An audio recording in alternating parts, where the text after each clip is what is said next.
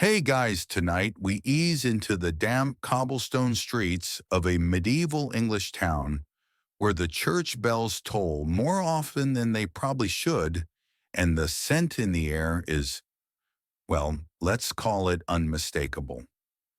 A heavy fog clings to the rooftops like a wet wool blanket, and in the distance something wheezes, might be wind, might be a man. Either way, you're walking toward it, slowly, because tonight you've just been appointed the official plague doctor. Congratulations. Your new job comes with a few perks, a few very specific disadvantages, and the strong possibility that you won't survive the week. So before you get comfortable, take a moment to like the video and subscribe, but only if you genuinely enjoy what I do here. And if you're tuning in from somewhere interesting, drop your location and local time in the comments. Now dim the lights, maybe turn on a fan for that soft background hum, and let's ease into tonight's journey together. You arrive in town on a gray morning, your boots already muddy from the road, and your welcome party consisting of three terrified children and a goat chewing on a discarded Bible page. The town's bailiff meets you at the edge of the square, a bundle of keys and scrolls in one hand, and what looks like a poorly hidden cloth soaked in vinegar in the other. He doesn't shake your hand. No one does. Instead, he gestures at the rickety building near the cemetery, your quarters, as it turns out, and then starts listing the names of families already afflicted, like someone reading a grocery list aloud at a funeral. Barnaby family 6, Taylor family 4, Jones. Just the baby, but he's wheezing like a cracked bellows. You nod solemnly. You have no idea what to do, but neither does anyone else, which is exactly what makes you qualified. It's important to note that plague doctors weren't often the best or brightest of their profession. Sometimes they weren't even trained physicians. Sometimes they were burnt out monks, greedy freelancers, or guys who just looked good in black. But in your case, let's say you've at least flipped through a few medical scrolls. You can identify the difference between a leech and a worm 60% of the time. Good enough. You open the door to your lodgings and immediately regret it. The interior smells like someone tried to ferment sadness. There's a bed that clearly belonged to someone else recently. The mattress is stuffed with straw and something crunches. You don't investigate. Still, it's not all doom and gloom. You've got a desk, a stool, and something that might be a chamber pot. There's even a window, albeit one with a view of the gallows. Inspirational. One of the fringe perks, oddly enough, is how much authority you wield. You're one part doctor, one part inspector, and one part holy judge of death itself. You decide which houses are safe, which get boarded up, and which poor saps get to voluntarily quarantine inside a room with no door handle on the inside. The townsfolk eye you with a mix of terror and hope. You're a figure draped in black, mysterious robed like a villain from a morality play. But you're also the one sent to help. In a way, sometimes you even get gifts, candles, loaves of bread, the occasional cured ham. Once someone left you a rabbit wearing a ribbon. You didn't ask questions. Historians still argue whether plague doctors were truly helpful or just a kind of official grim reaper to make people feel better about dying in government-regulated fashion. Some towns believed they helped morale. Others said they spread the disease further by walking into every infected home and then touching everything. With gloves, of course, but still, you receive your first patient the next morning. It's the wheezing baby. He's tiny mottled purple at the toes and has a cry like the last gasp of a broken accordion. You check his breath, prod his armpits, because yes, that's where the nasty boils like to hide, and prescribe a blend of warm onion water and prayers. His mother stares at you like you've handed her the keys to heaven. It's deeply uncomfortable. You make notes in your ledger. Day 1. Infant possible infection. Prescribed onion decoction. Avoided eye contact. You keep a record of everything. How many dead, how many recovered, spoiler, not many, how many dogs acting weird around dying people. You're part doctor, part medieval statistician. And while you may not be in it for the fame, there is a strange celebrity that comes with your new role. Children run from you. Adults cross themselves. And a very old woman spits whenever you pass, but in a kind of fond, nostalgic way, like she remembers the last plague doctor with vague affection. On your third day, someone asks for your autograph. It's on a death certificate, still counts. And so begins your career surrounded by uncertainty, slightly damp, and suspiciously underpaid. You go to bed wondering if that ache in your throat is from smoke inhalation or something far worse. You wake up before dawn to the sound of distant coughing, but you're needed, even if no one's entirely sure why. And that somehow makes all the difference. You rise before the sun the next day, greeted by the musical stylings of a town crier coughing out the news of 5 new deaths and a goose trying to attack its own reflection in a puddle. You pull on your robes, thick, dark, and heavy, and begin the ritual that you'll repeat every morning for the foreseeable future, suiting up to survive. You reach for your beak mask. It's long curved, almost theatrical if your play is a macabre, one-man show titled I Am Probably Dying Too. Inside the mask, you've packed a generous stuffing of lavender, rosemary, dried rose petals, and a hint of mint. Mint makes the whole experience feel vaguely dental. Supposedly, these herbs protect you from bad air or miasma, which as far as everyone knows is what spreads the plague. Germ theory not invented yet. Mask scented like grandma's garden potpourri, very much in fashion. Historians still argue whether these beak masks were actually common in England or more associated with the continent. There's debate as always about whether English plague doctors wore the full avian getup or something more practical like cloth masks and sad eyes. But for your story, you wear the beak. It's iconic, it's terrifying, and it keeps your nose from having to directly smell what death actually smells like. Today, your first house call is to the Barnabys, the family with 6 afflicted members.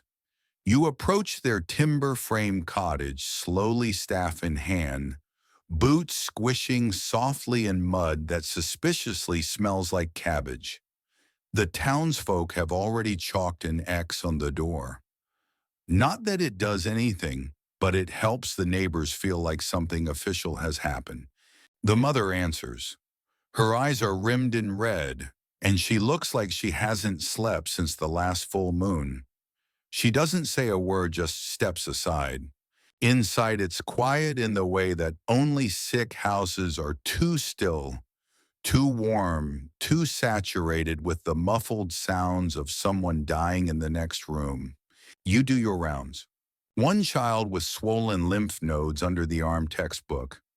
Another coughing blood, less textbook, more creative interpretation of lung function. You scribble notes in your ledger as you go, third child, possibly faking for attention.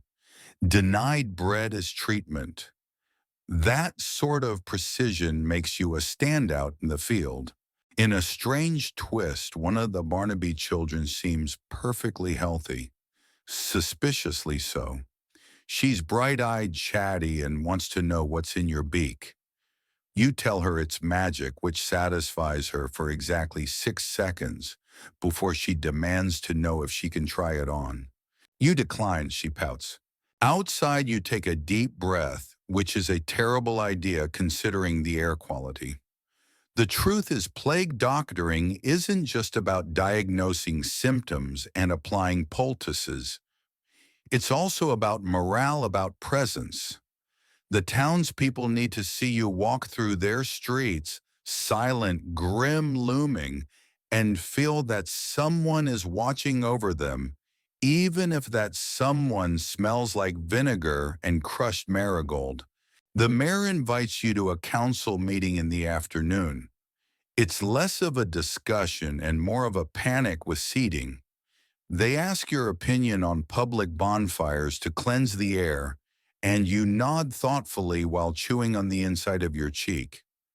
You suggest spacing them out near the market square and maybe near the well for symmetry, you say. They agree. It has nothing to do with your credentials and everything to do with the fact that you wear a mask with a beak the size of a dinner spoon. People trust that kind of aesthetic. And here's the surprise: you get paid quite well. Unlike the barbers or local apothecaries, you're under contract by the town.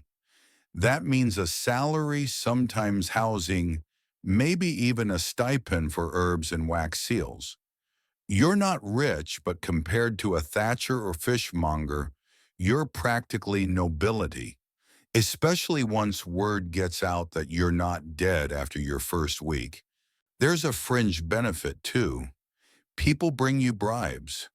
Nothing extravagant, just small things like extra candles, an egg from someone's favorite chicken, or a handwritten prayer tucked under your door that reads suspiciously like a protection spell. One woman offers you her daughter's hand in marriage if you can save her youngest. You decline politely and recommend boiled nettle instead. That night, as you walk home, you see something strange. A crowd gathered around a fiddler playing on a crate. The music is oddly cheerful and people are dancing, laughing. It's not joy exactly, it's defiance, the kind of celebration that springs from sheer desperation. If we're going to die, the fiddler shouts between chords, we may as well die dancing. You tap your staff twice on the stones, whether in approval or rhythm, no one knows. Then you continue walking your silhouette, swallowing lantern light like a hole in the air. You stop by the well. Someone's left a small drawing nailed to the wooden post, a child's sketch of a bird-faced man holding hands with a stick figure family. One of them has X's for eyes. You fold the drawing and tuck it into your robe. Back in your room, you take off your beak, massage your temples, and light a single candle. You sip something vaguely resembling chamomile tea, really more like boiled weeds, and stare at your ledger. You make another note. Day 2. Still breathing. Outside, the wind picks up, carrying the sound of another bell tolling in the distance. You count 3 rings. 3 more gone. The townspeople don't know how many days this will last. Neither do you. But you'll be there with your beak, your onions, and your oddly growing collection of children's drawings until it ends, or until you do. You're already awake before the rooster has the chance to offend the morning with its scream. The candle beside your bed has burned halfway down to the stump, dripping wax like it's shedding tiny regrets. You rise and do the same routine: wash your hands with vinegar water, stuff the beak with fresh herbs. Today you add bay leaves for flair and slide your arms through the heavy robe. That's more of a sauna than an outfit. Your body complains, but your pride purrs. You're a plague doctor after all. Medieval England may be a place of soot suspicion and unsanctioned goat races, But in this crumbling town, you walk like a myth. Today's duties begin not with the sick, but the dead. A cart waits outside the chapel. You know what it's for before you see it.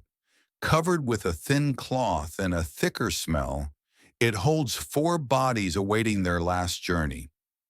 You nod to the young man beside it. He used to be a baker's apprentice before his boss, the baker, joined the cart last week. Do you want help? He asked, trying not to breathe too deeply. No, you reply, but I'll take it anyway.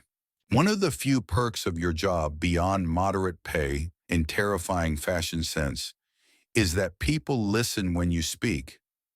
You're not noble, but you're not exactly peasant either. You're part scholar, part priest, part undertaker, part hazmat-suited therapist. And while historians still argue whether plague doctors in England were actually involved in body removal, some claim it was the parish's job. You in this narrative roll up your sleeves. You walk beside the cart as it trundles down the street, each wheel groaning under the burden of the departed. People step aside, respectfully crossing themselves or whispering to saints who probably don't have time to return every call right now. The burial ground is a short walk outside the town walls, or what remains of the walls anyway.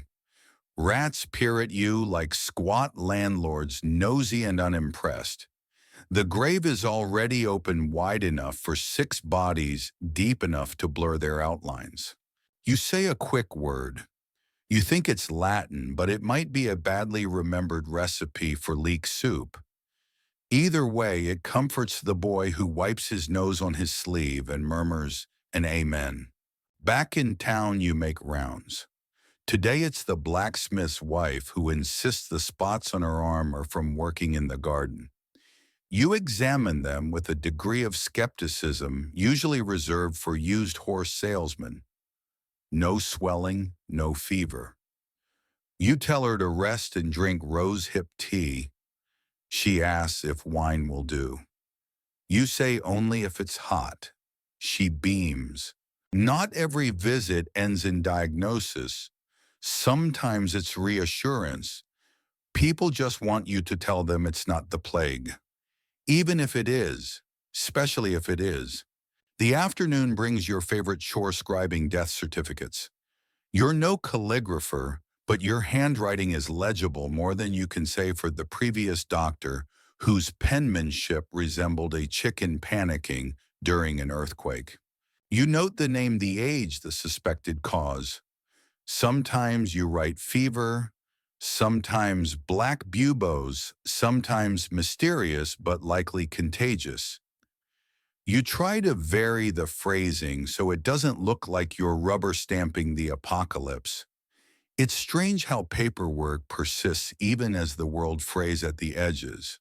After that comes a summons from the town's reeve. His cousin's neighbor has developed a cough and is convinced she's doomed. You find her drinking broth and screaming at her cat, who seems unbothered by both the plague and human emotion. She clutches your sleeve and begs for garlic. You give her some, not because it works, but because it makes her feel protected. Besides garlic masks, other smells, including panic. As you prepare to leave, she asks if it's true that plague doctors never catch the disease. You pause, then give the kind of shrug that would make a philosopher proud. Not all of us, you say, which is technically true. Some did survive, some didn't.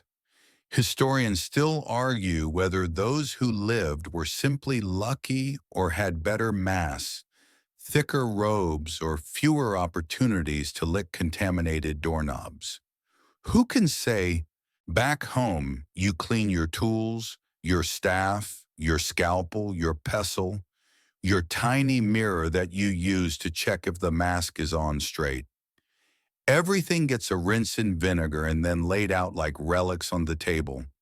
It's more ritual than science, but rituals have power here. Dinner is plain, boiled oats with something you sincerely hope was once a carrot. You eat while rereading yesterday's notes. There's a section that catches your eye, your scrawl from a dying man's final moments. He'd told you his dreams flying over a field of buttercups, then landing in a world where everyone wore feathers. Maybe it was the fever, or maybe it was something else. The thought lingers as you lie down. Outside, the fiddler plays again. This time, the tune is slower, a little mournful, like a lullaby sung by someone who's seen too many dawns.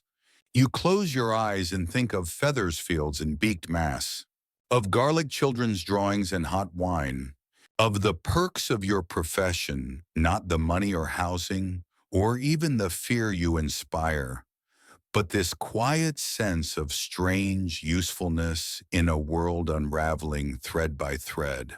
And then you sleep, if only for a little while, in your tiny rented room above the abandoned bakery. You wake to the sound of church bells, not the pretty kind that signals weddings or harvest feasts, but the slow plodding toll that means someone has died. Again. You're starting to suspect the bell ringer is on some kind of performance quota. Still, you sit up, stretch your back with a satisfying crack, and glance out the tiny window beside your cot. Fog coils like ghostly fingers over the cobblestones. The street is already stirring with carts and cautious feet. You rise and prepare again. Fresh herbs this time, sage clove and mint for a touch of medieval whimsy, and a smear of crushed violet under your nose.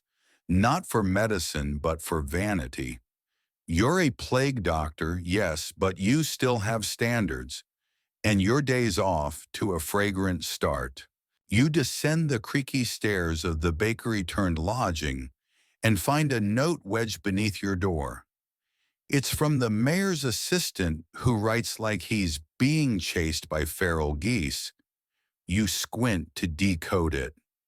Something about an estate outside the village, a wealthy widow, and an emergency consultation, which could mean anything from actual illness to needs a therapist with an intimidating mask. You saddle the donkey you've been assigned by the town. Its name is Percival, and it hates you, but it walks. You hum quietly as you ride through the town gates. The road is muddy, and Percival has opinions about puddles, but eventually the manor appears in the mist like a half-forgotten memory. The widow, it turns out, is not ill, just panicked. A single boil appeared on her cook's neck, and now the whole household is sleeping in the stables for ventilation purposes. She greets you in layers of veils and gloves, as if the plague is just another nosy neighbor trying to borrow flour. You inspect the cook, who seems more embarrassed than sick. No fever, no other symptoms, just a sad lump and a lot of garlic breath. Still, the widow demands quarantine procedures. You spend the afternoon walking her through protocols involving vinegar foot baths, smudge sticks, and drawing chalk circles around the infected sleeping mat. It's more pageantry than practicality, but you smile beneath your mask and nod like a magician unveiling the final trick. And to be fair, historians still argue whether such rituals helped at all. Some say the very act of doing something, no matter how absurd, gave people hope, and hope sometimes buys a few more days. Others insist it was the isolation alone that helped, or sheer blind luck. Either way, chalk circles it is. She offers you a hot meal before you leave: boiled eel and turnip stew. You accept because your dignity isn't stronger than your hunger. As you eat, she asks the question you've heard 100 times now. How do you do it? You pause mid-chew. Do what? See death every day and keep going. You think for a moment, then answer: practice and dry socks. It's a joke, but not entirely.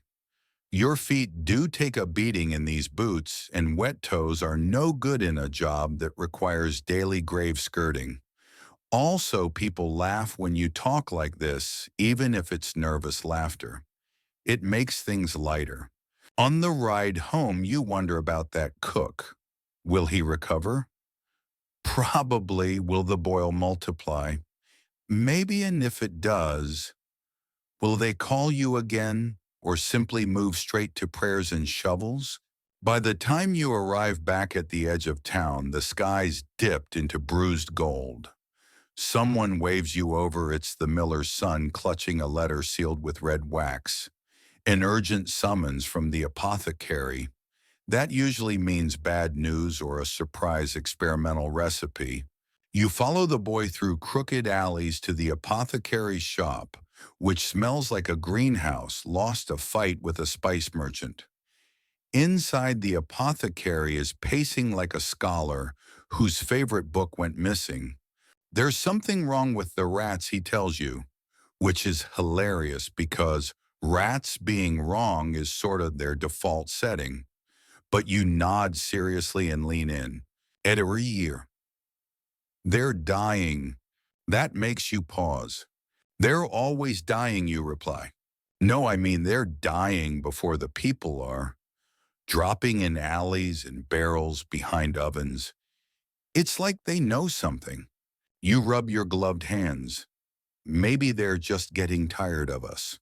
The apothecary isn't laughing. He shows you a bundle, 6 limp rats, all belly up and whiskers stiff. It's unsettling even for you. And yes, historically speaking, there's some evidence that people noticed rat die-offs before major plague outbreaks. Not everyone put two and two together, of course, but a few observers noted the pattern. Whether that knowledge actually helped anyone back then, historians still argue. You leave with two things: a satchel full of rose petal sachets. The apothecary insists they'll cleanse the mood of the air, and a head full of worried thoughts. If the rats are dying early, then what exactly is coming? You walk slowly back to your quarters. Along the way, a child stops you, not sick, just curious. Why do you look like a bird? You crouch down, beak to freckled face, to scare away the bad spirits. She grins. Does it work? Only if you promise to eat your turnips. She salutes. You move on. At home, you strip the beaked mask from your face and sit in silence. No candles tonight. Just the quiet hum of the wind and the soft ticking of your heart. The perks of being a plague doctor, you remind yourself, aren't always about the prestige or the pay. Sometimes it's moments like this, the strange, exhausted calm after a long day spent weaving between life and legend. You wake the next morning to the sound of coughing, not your own, thankfully, but close enough to set your instincts on high alert. It's coming from the alley outside, raspy and persistent, like someone trying to dislodge a bee from their throat, using only regret and secondhand cabbage. You rise slowly, roll your shoulders, and go through the usual mental checklist: mask, gloves, hat, herbs, dignity, well, 4 out of 5. You step outside. The alley is damp and smells like yesterday's soup and someone's questionable life choices. The coughing belongs to a tanner's apprentice. He's curled against a barrel, pale and sweating with clothes that haven't seen a wash since the king's last haircut. You kneel beside him, give a gentle prod with your gloved hand. Feeling dramatic this morning, you ask, peering under his eyelids with a small candle. He groans, hurts to breathe. You've heard this one before, and you don't love it. You wait for the constable, who emerges from behind a nearby stall, trying to look useful without getting too close. You instruct him to fetch a cart and arrange quarantine. The boy should be moved to the pest house, that charming establishment at the edge of town, where everyone coughs in harmony and the food tastes like despair. As you scribble a note to the pest house warden, your thoughts drift to what lies ahead. This isn't a quiet week anymore.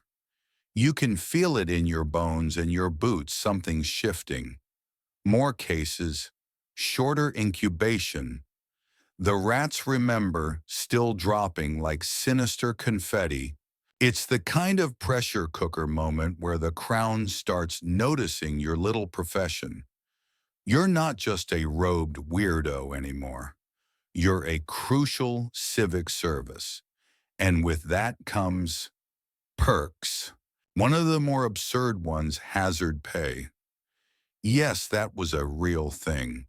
In some cities, plague doctors were offered significant salaries, sometimes more than the local judge, priest, or miller.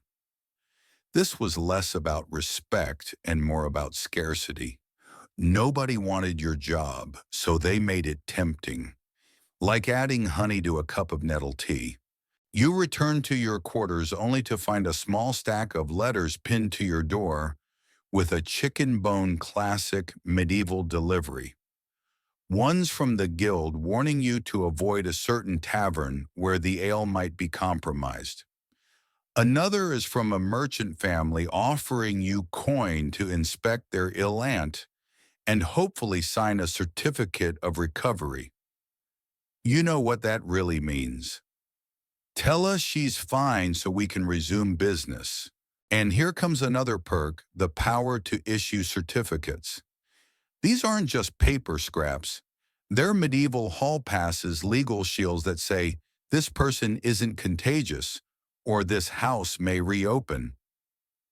Abuse of that power? Oh, rampant. But for the honest plague doctor, it was leverage. With a flick of your quill, you could save livelihoods or lock doors indefinitely.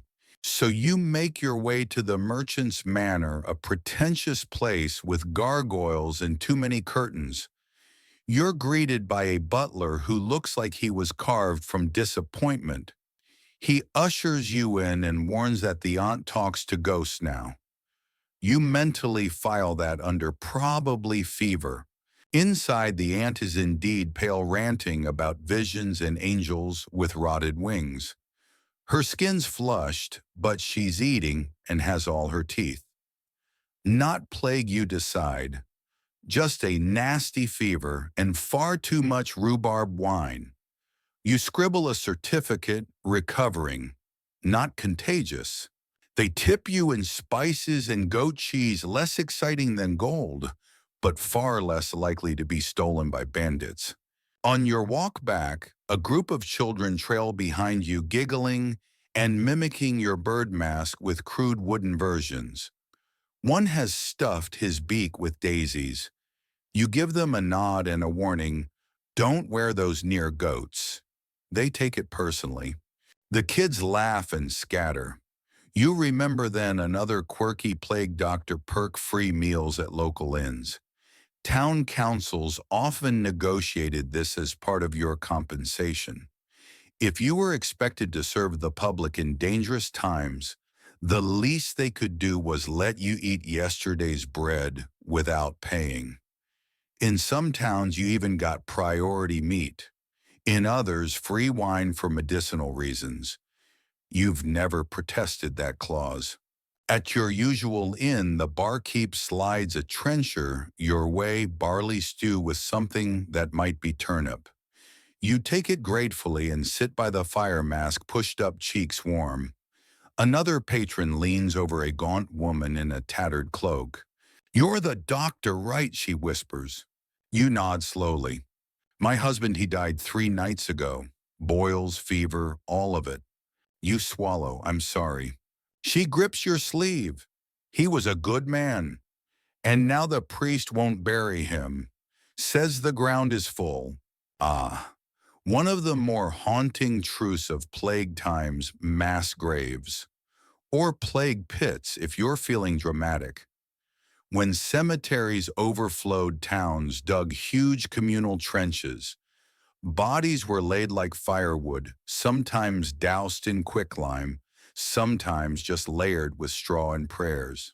You offer her the only comfort you can. I'll speak to the constable. There's a new pit near the Orchard Hill. I'll make sure he's laid properly. She nods, tears slipping down her cheeks. You give her the rest of your stew. That night you sit by candlelight, recording your day in a leather-bound ledger, a sort of grim diary for future doctors, assuming there ever is a future. You write about the boy, the merchant, the rats, the woman. You sketch a symbol beside each case, a cross for death, a leaf for life, a rat for mystery. There's a soft knock at your door. Another note. This one's sealed with the town council's wax. You open it and read. Due to your valued service, we are increasing your retainer. You are now officially exempt from all taxes for the duration of the pestilence. You laugh out loud. Lucky me, you murmur and toss the letter on your cot. Perk number whatever tax exemption. Though you do wonder what good money or tax breaks do if the whole world's being dragged into a pit. Still, you take it. Like the stew, the tip, the weird goat cheese, and the daisies in the child's beak. Perks of the job, whether you asked for them or not. You're not quite asleep when the bell starts ringing. It's not the cheerful clanging of a wedding or the warning chime of a kitchen fire. Know this bell is heavy, slow, and hollow sounding, as if it's dragging each toll up from the throat of the earth itself. You throw your legs over the side of the cot, groaning quietly. This bell means someone important just died, or someone more important just noticed the dying. You pull on your gloves and hood-cinch the strings of your beaked mask and grab your satchel. Outside, the moon is high and milky, casting long, uncertain shadows. The bell continues in the distance like the heartbeat of a dying town. You follow it. When you reach the council hall, you're met by two guards and a man in green robes pacing like a nervous goose. He's a royal liaison sent from the capital. You can tell by the gold embroidery on his hem and the sheer volume of annoyance wafting off him. They say you're the plague expert, he blurts before introducing himself. We've had a situation. Of course you have.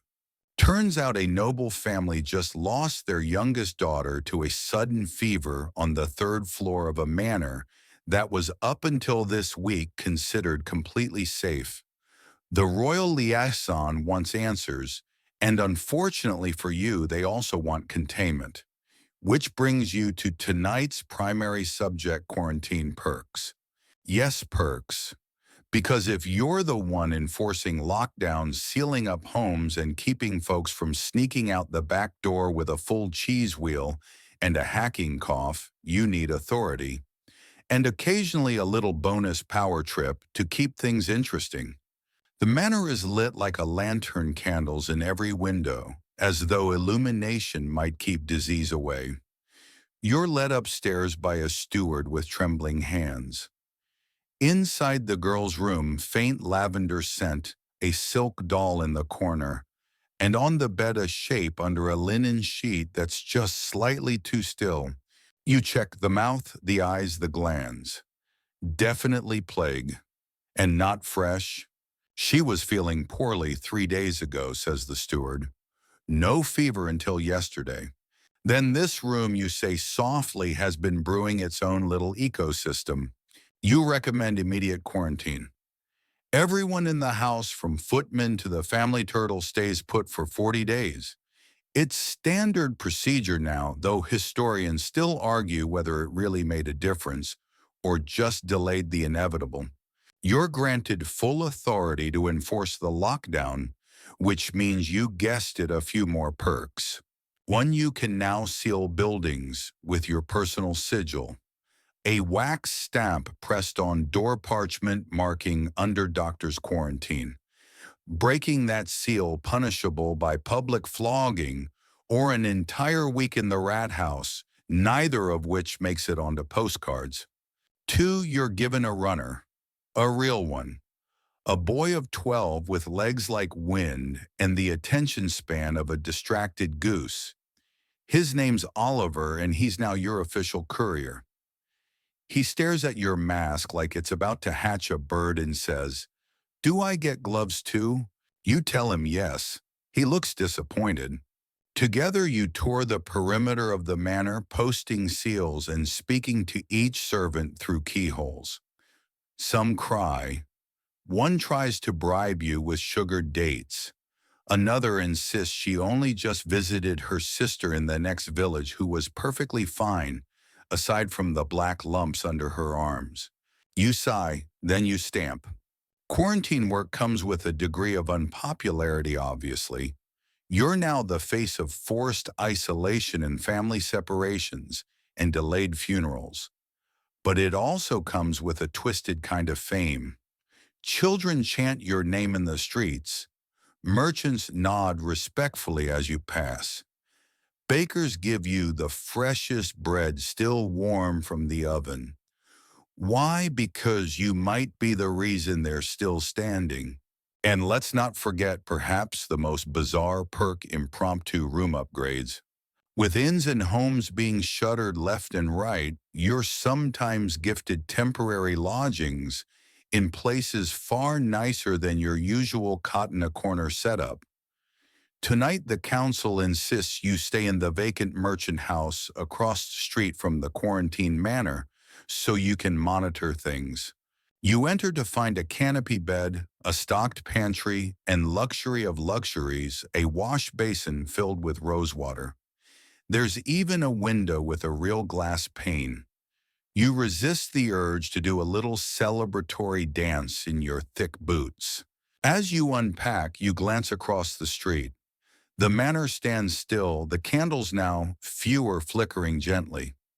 Through one upper window, you spot a figure watching you. Could be the steward, could be the ghost of that turtle. Either way you nod. Somewhere down the alley you hear singing. Not hymns, not tavern songs. No, this is something newer. A plague ballad. People are already writing them. This one's got a catchy refrain about pustules and prayers sung in a minor key. You chuckle quietly. You sit down to write your daily report by candlelight. You include every detail, every cough and quirk. In the margins, you draw a small coffin next to the girl's name. It's the 6th today. You don't write a rat symbol this time. They've become too common. As you stretch, you hear Oliver bounding up the stairs. He's panting, holding a letter. It's from the baker, he gasps. Says you're allowed a pie for services rendered. You blink. What kind of pie? Meat and pears. You nod solemn. That's practically a fruit salad. And so ends another long night with one more strange privilege. You're now the only person in town allowed to eat a pie while signing legal quarantine orders. Back in your borrowed bed, staring at the carved ceiling beams, you wonder, when did this all become normal? When did enforcing plague containment earn you fresh bread property, access personal couriers and pies? Historians still argue whether plague doctors truly wielded this kind of authority or whether the myth inflated their role over time. Some say you were just glorified record keepers in creepy masks. But tonight that creepy mask gets you rosewater and baked goods. You close your eyes, the bells have stopped. The manor is quiet. And across the room your mask waits on its hook, watching you sleep. Morning smells like ash and roasted leeks. Not ideal, but considering yesterday's lingering scents, fear, sweat, and formaldehyde, you'll take it. You sit up in your borrowed bed and glance out the window. The quarantined manor across the street hasn't moved. The wax seals on the doors remain unbroken. No smoke, no screams, no scurrying. A win. You stretch, pull on your boots, and contemplate skipping the mask for just one cup of tea. But then you hear the telltale jangle of Oliver's footfalls and regret your optimism. He bursts through the door like he's outrunning his own thoughts, waving a scroll that's nearly as long as he is. It's from the Guildy Huffs. They want you. You sigh. Of course they do. The Plague Doctors Guild isn't exactly Hogwarts for pestilence, but it's close. It's part medical board, part union, part social club, depending on the day. You joined not long after your training, mostly for the free gloves and the dramatic wax seal they gave you for correspondence. But today they're summoning you for something else, a perks review. Yes, it's exactly what it sounds like. The guild reviews your performance and adjusts your danger stipend accordingly. If you've handled a noble's death, gracefully enforced quarantine, without sparking riots or avoided spreading infection yourself, congrats, you might be eligible for a raise or, more exciting, a comfort privilege. You pack up your satchel and follow Oliver through the crooked streets to the guild house, a squat stone building wedged between a fishmonger and a slightly haunted bakery.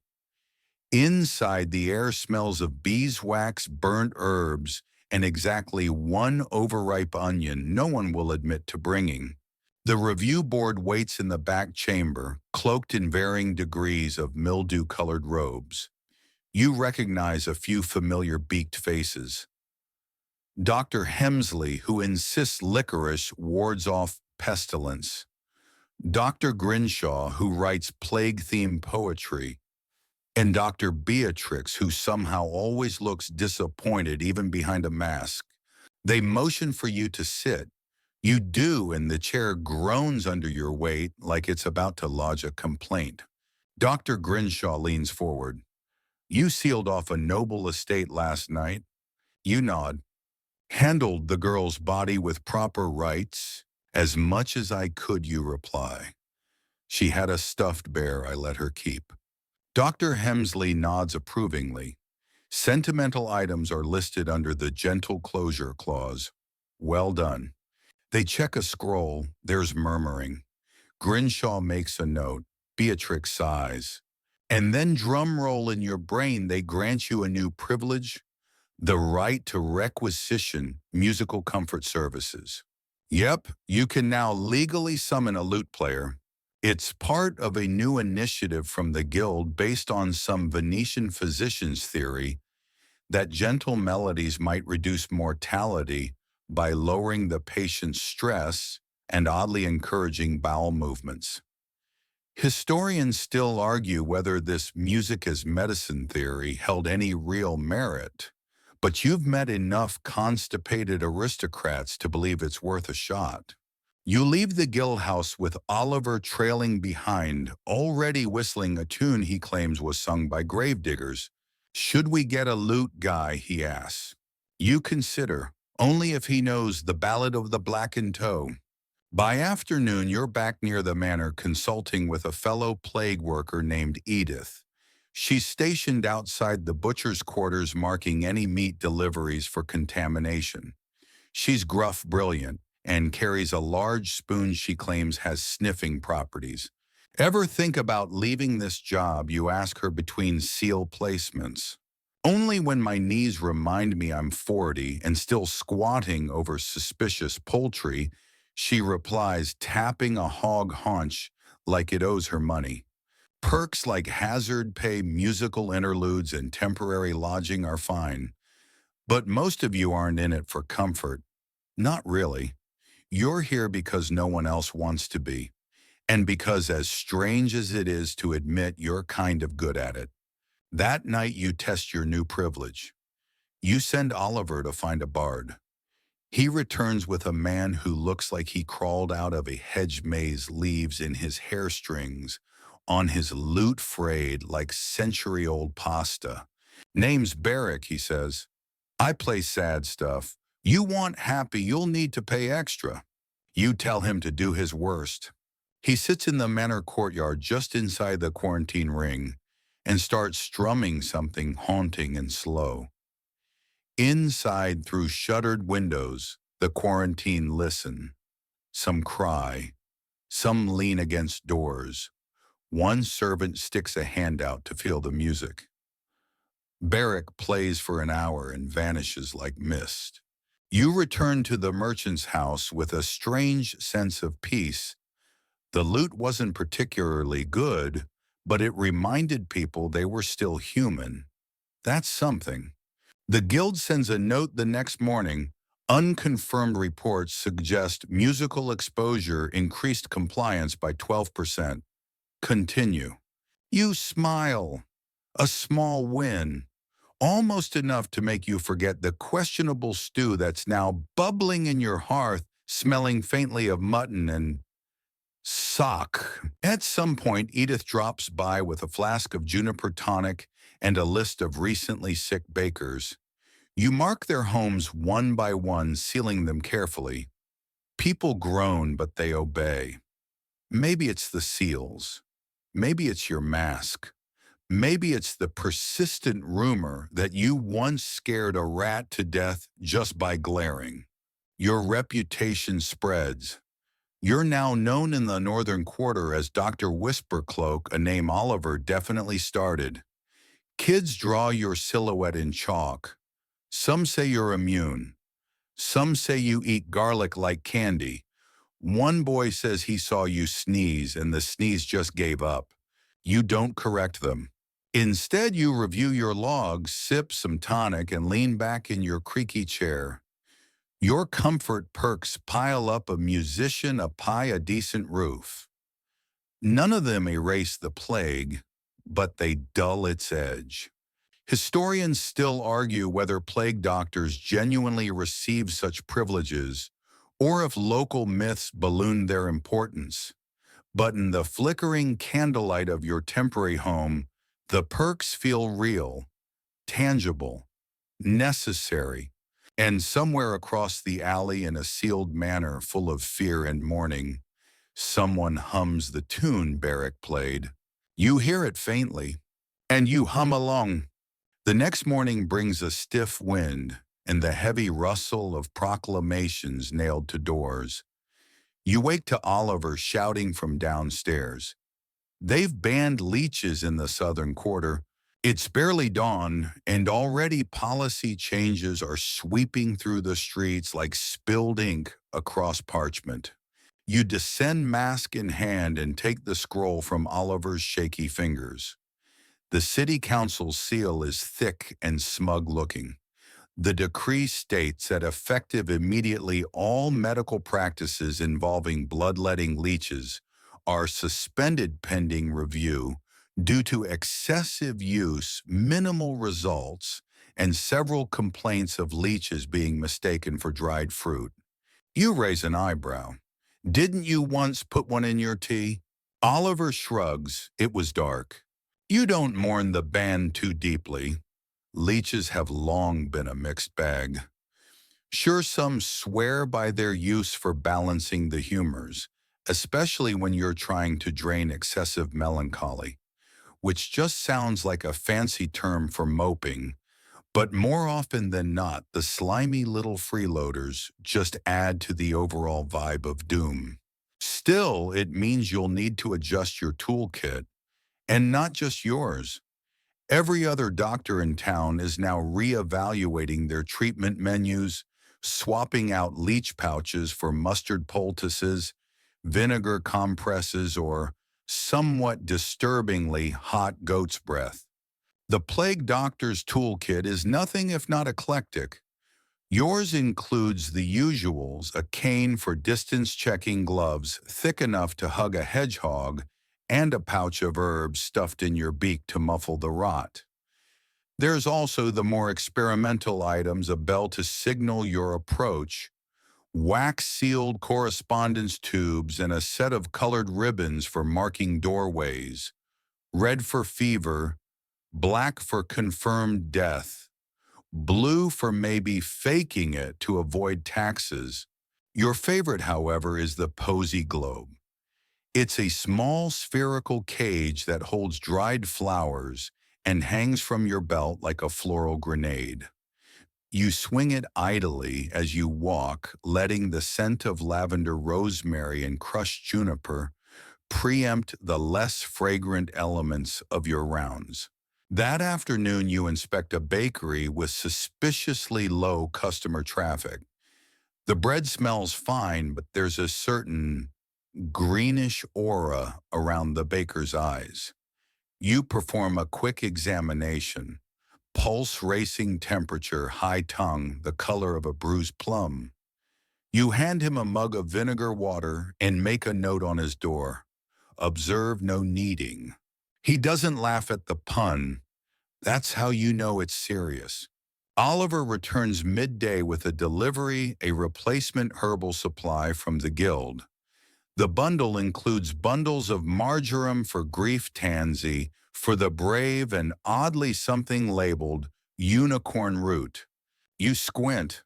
That's just burdock. Oliver grins. Well, it sells better with mythical branding. He's not wrong. Fringe cures are half the economy now. Some folks swear that carrying a frog in your shoe wards off the plague. Others believe bathing in pigeon broth warm, not boiling, is the key. Historians still argue whether these oddball preventatives were acts of desperation or early psychosomatic medicine. You suspect a bit of both. People will try anything when fear becomes their daily bread. Midweek, you attend a medical symposium. Not as grand as it sounds, more like a smoky basement gathering with cold cider and one particularly enthusiastic nun reading aloud from a copy of Galen's treatise. The topic of the night is respiratory miasmas and the ethical use of fire. One young apothecary claims to have created a smoke tonic that, when inhaled, allegedly lines the lungs with protective residue. He passes around samples. It smells like burnt raisins and regrets. You take a whiff and nearly choke. Effective, you cough at removing one's will to breathe. Back in your quarters, you reorganize your satchel. Gone are the leech jars, replaced with camphor beads, licorice root, and a single beetle shell rattle from a street healer who swears it channels protective vibrations. You don't believe him, but the rattle sounds oddly comforting when shaken before dawn. Late one evening, while you're sorting herbs into wax pouches, Oliver bursts in with wide eyes and a bleeding finger. Doc, help, I tried testing the rat trap again. You roll your eyes and pull out the emergency kit. Bandages, rose water, and a bite stick for dramatic patience. While you work, you can't help but chuckle. You know we're supposed to be avoiding bloodletting now, right? He sticks out his tongue. This was involuntary medicine. You patch him up, then let him pick the evening's posy blend.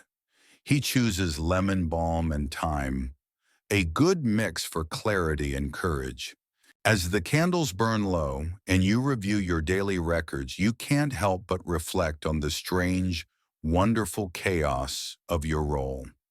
A healer, yes, but also a performer, a symbol, a walking talisman dressed in crow feathers and hope.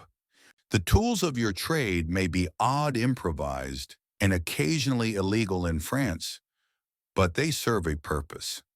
They say to the people, someone still cares, someone is still trying.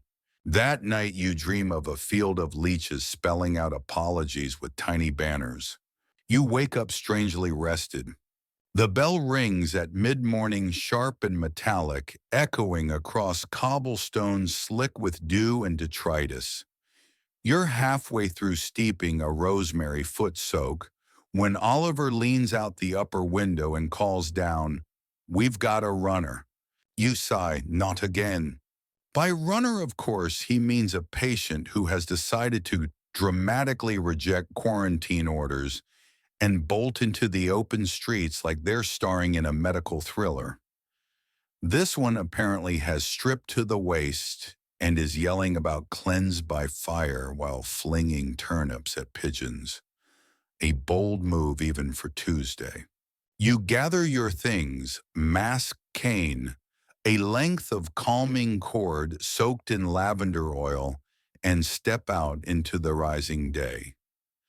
The runner has already turned down Gillipot Lane, trailing a chorus of confused townsfolk and at least one dog that appears to be judging him more than chasing. You catch up by the alehouse where he's perched on a barrel like a plague-stricken prophet, shouting, "The birds are in on it," before sneezing dramatically and collapsing in a heap. You approach slowly, signaling the crowd to keep back. A few citizens obey, a few don't. You make a mental note next public lecture boundaries and why your lungs don't want visitors. Kneeling, you perform a quick check. Sweaty, shaking, dilated pupils. And most telling of all, a satchel filled with protective items including 3 cloves of garlic, a tiny Bible, and a dead mouse painted gold. Bold medicine, that one. The man mumbles, "I drank the rosemary wine. Thought it would shield me." You sigh. You were supposed to sip it, not chug the entire bottle. He's not contagious yet, but he's on the edge. You tie a red ribbon around his wrist and alert the local watchman. They'll escort him to one of the emergency rest lodgings. The ones with straw, bedding a dry crust of bread, and a kindly monk who only speaks in soothing parables about sheep. As you return to the shop, Oliver's waiting on the doorstep with a rat in a jar. "Not infected," he says proudly, as if he's brought you a pet rather than a plague check. But he's learned how to sit. You stare at the rat. It stares back. We are not keeping him.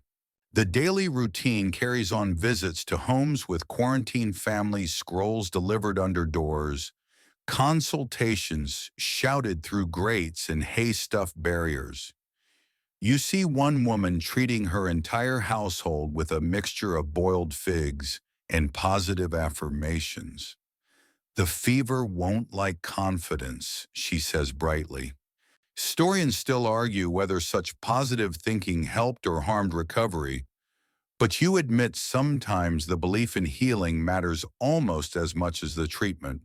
During lunch, Oliver reads aloud the latest town bulletin.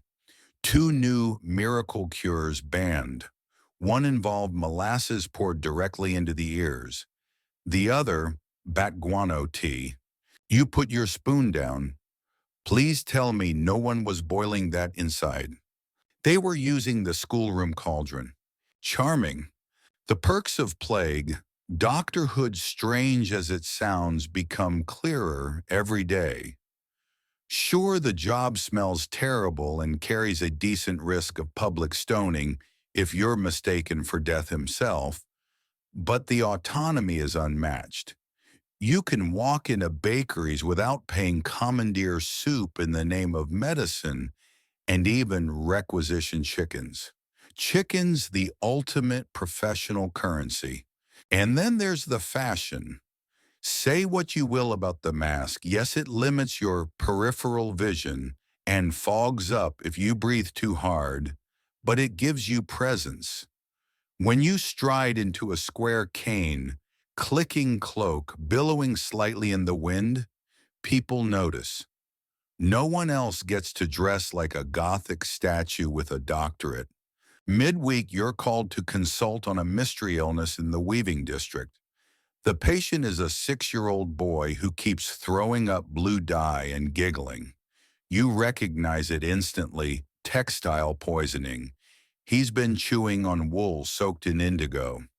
You prescribe mint water, bland porridge, and a lecture from his grandmother, who promptly delivers it with biblical fury. On the way back, you encounter a traveling friar selling indulgences that supposedly guarantee plague immunity. For 5 coins, he'll bless your forehead and spritz you with holy water that smells suspiciously like old onion soup. You decline but thank him politely. He offers a sample anyway. You end up smelling like stew for the rest of the day. As twilight falls, you return to your quarters only to find Oliver asleep at your desk, quill in hand, drooling onto your medical ledger. He's been trying to track cases on a hand-drawn city map. Little dots mark confirmed illnesses while stars indicate recoveries. You can't help but smile. Despite the chaos, the filth, the sheer absurdity of surviving a plague-ridden city with dried lavender and sarcastic commentary, you're making a difference.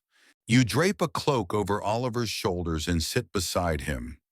Tomorrow will bring more runners, more golden mice, and more questionable theories involving garlic enemas. But for now, there's quiet. For now, there's this moment. And in the flickering candlelight, even the mask seems to smile. You wake to the sound of distant coughing somewhere across the street behind shuttered windows and sagging beams. The air feels damp thick with the sleepy weight of fog and soot, but the scent of morning bread baking nearby cuts through. It's oddly comforting, like a reminder that life is still grinding along despite all the wheezing, sweating, and random livestock shrieking in alleyways. Oliver's already up, bless him. You hear the familiar clatter of the apothecary jars downstairs and his muffled humming, something that sounds suspiciously like a love ballad for plague rats. You trudge down in your slippers, and there it is, Ratty, now wearing a miniature felt hat. Wonderful. You mutter we are still not keeping him. Oliver beams, but he's morale boosting. You do not dignify this with a response. Today's docket includes 3 house calls, 1 chicken-related incident, and a ceremonial corpse blessing. Because yes, sometimes plague doctors double as spiritual insurance agents. You grab your gear, skip breakfast, the porridge has molded again, and step out into the gray light of mid-morning. The first house visit is unremarkable. A coughing aunt, 2 anxious nephews, and a stack of herbal compresses boiled into oblivion. You prescribe steam rest and a firm ban on goat blood enemas. Again, seriously, it keeps coming up. One nephew mutters something about a neighbor who swears by it. You nod sagely and suggest the neighbor take up knitting instead. Mainstream historical fact. In England, the government didn't always pay plague doctors. Many operated on contract through towns or religious institutions. You, however, are under a civic agreement, which means your job technically includes health inspection, pest control, and public mood stabilization. That last bit entirely interpretive. Your second appointment is far more colorful. Lady Prunella of Waddingham Alley. She insists she's come down with aristocratic plague, which she claims only affects those of noble lineage and excessive embroidery. Her symptoms include mood swings, expensive sighing, and an obsession with polishing silverware. You examine her pulse perfect, her skin unblemished, and her supply of homemade wine tempting but definitely vinegar. After 5 minutes, it's clear she's lonely, not infected. Still, she insists on payment. You must take something, dear doctor, she croons, handing you a satchel containing 3 scented candles, a foxtooth necklace, and a jar of rose petals soaked in rum. You nod politely and flee. Back at your workspace, Oliver is deciphering a scroll left anonymously at your door. It's written in shaky Latin and sealed with what appears to be honey. The message reads, I dreamed of a cat who whispered a cure. It said burn the pumpkins. You both sit in silence for a moment. Finally, Oliver says, well, it is gourd season. You nod. Let's add it to the fringe remedies list, right under pigeon hypnosis. Historians still argue whether plague time dream interpretation played a meaningful role in medicine or merely offered a placebo for panicked minds. But you've seen weirder, and in times like these, people will cling to anything that smells remotely like hope or burning squash. Midday brings a strange summons from the Lord Mayor's assistant. You're invited, nay commanded, to inspect the mayor's prized swan. Yes, swan. Apparently it's refusing to honk, and he fears it's a harbinger of doom. When you arrive, the swan looks perfectly fine, though it does attempt to bite you, which feels like a pretty normal swan response. You suggest it might just be molting or perhaps sick of the mayor's poetry.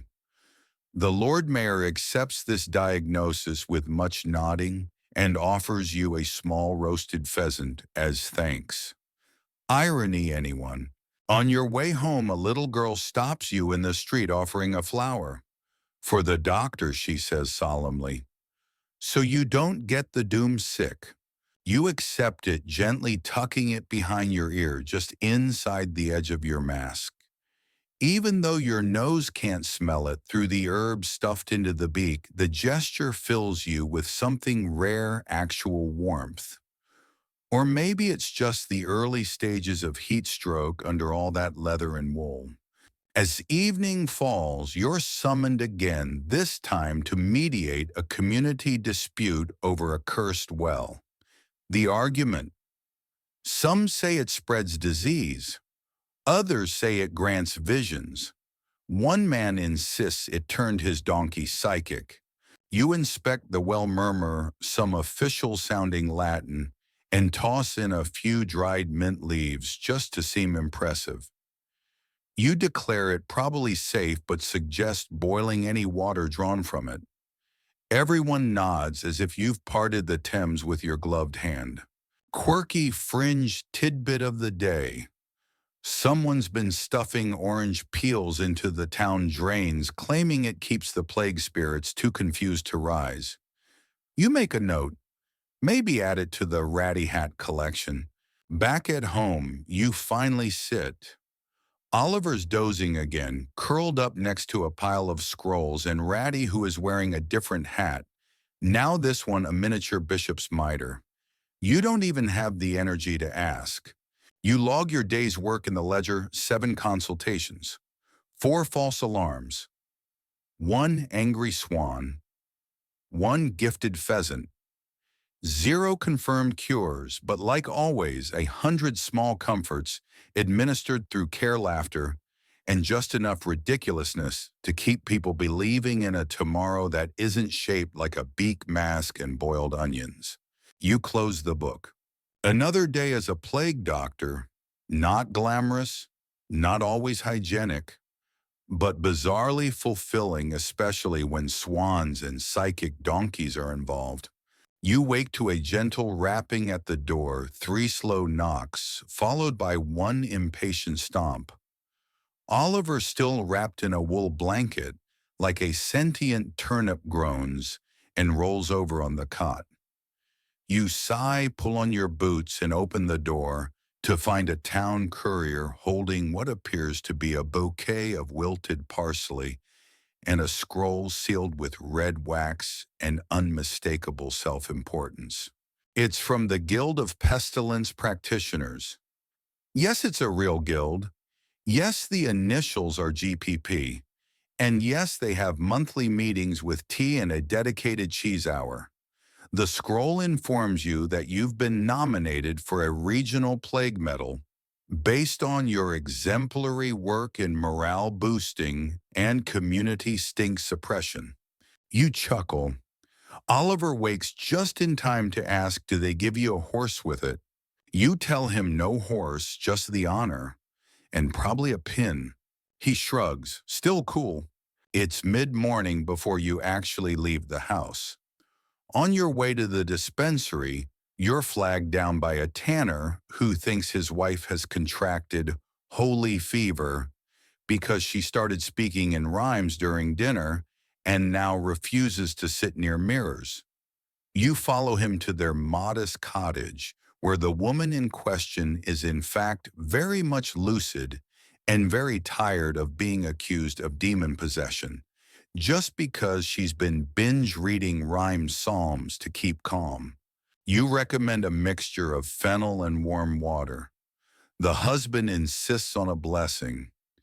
You oblige by tapping the wife lightly on the head with a cinnamon stick while muttering the Lord's Prayer backwards.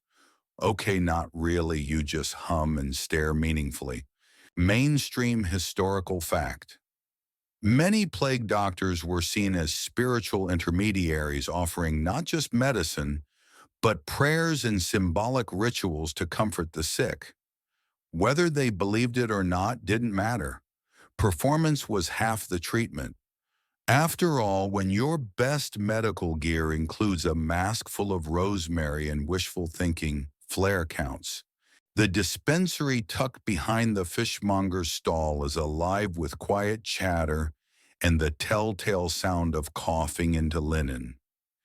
You and Oliver have partnered with Sister Marigold, a sharp-eyed nun who runs the operation like a military drill sergeant.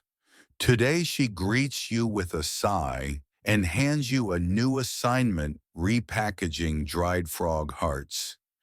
You try not to ask where the frogs came from or what they died of. Oliver begins sorting the bundles, whistling. Do you think they work?